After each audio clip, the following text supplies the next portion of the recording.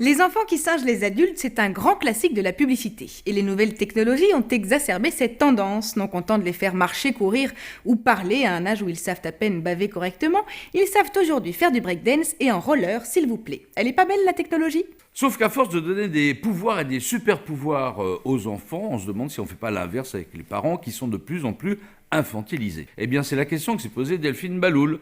Et vous savez quoi ? Elle en a conclu que ça valait bien une enquête dans Culture Pub. Have you ever seen anything more amazing than Little Caesar's Pleasers?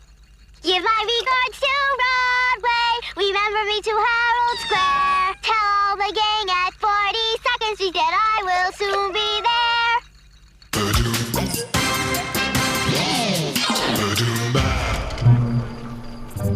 Pour faire une pub, prendre des mouflets comme acteur, c'est pas forcément le plus facile.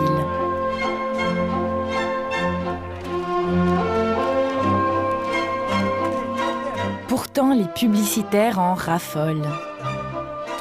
Il y a un dicton dans la publicité qui dit que si on veut avoir un film qui a des bons scores, on met soit un chien, soit un enfant. Et oui, le genre humain, ménagère de moins de 50 ans en tête, craque à la simple vue de petites têtes blondes.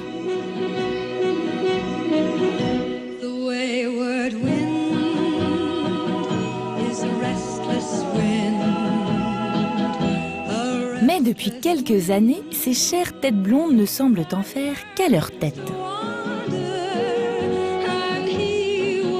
On les a ainsi vus faire du surf en Nouvelle-Zélande, courir un marathon en Suède, ou encore danser le Smurf roller au pied dans la dernière campagne internationale d'Évian.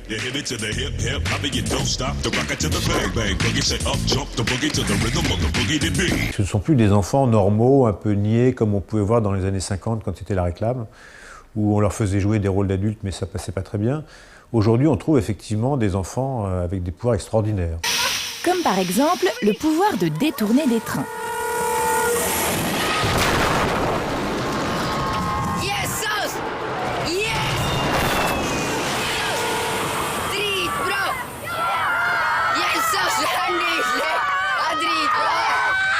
Ce sont des enfants qui réussissent, qui sont pétillants, qui parlent comme des adultes. Ce sont des petits surdoués parce que c'est ces enfants-là qu'on veut, nous, aujourd'hui, parents. La mode est donc aux enfants surdoués dans la pub.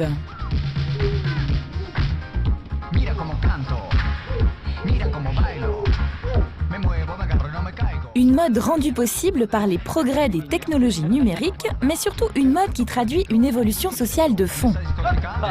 La place de l'enfant dans la société a complètement changé puisque l'enfant est devenu la principale préoccupation de la famille.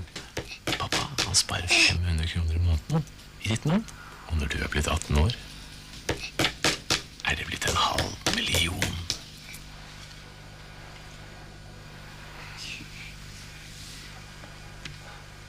Ces pubs mettent en scène quelque chose de ce syndrome que l'on retrouve de plus en plus, c'est-à-dire l'enfant roi, l'enfant tout-puissant, l'enfant qui finalement aurait un pouvoir total sur ses propres parents.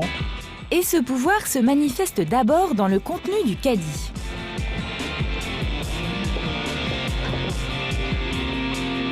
En Belgique, par exemple, les 8-12 ans sont à l'initiative d'un achat alimentaire sur 3.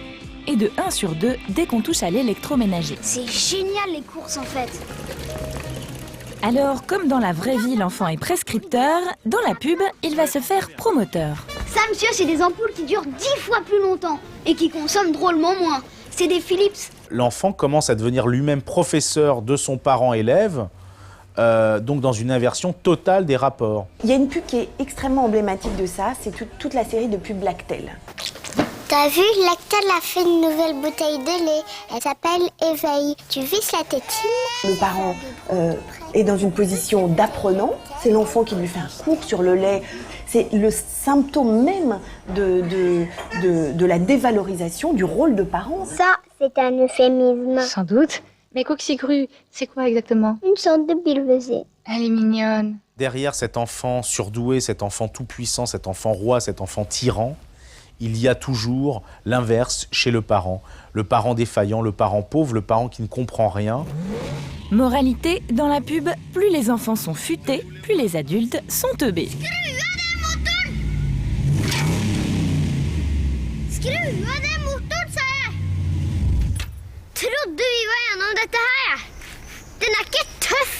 det det du tror? Vet sønnen din om dette her, Jan?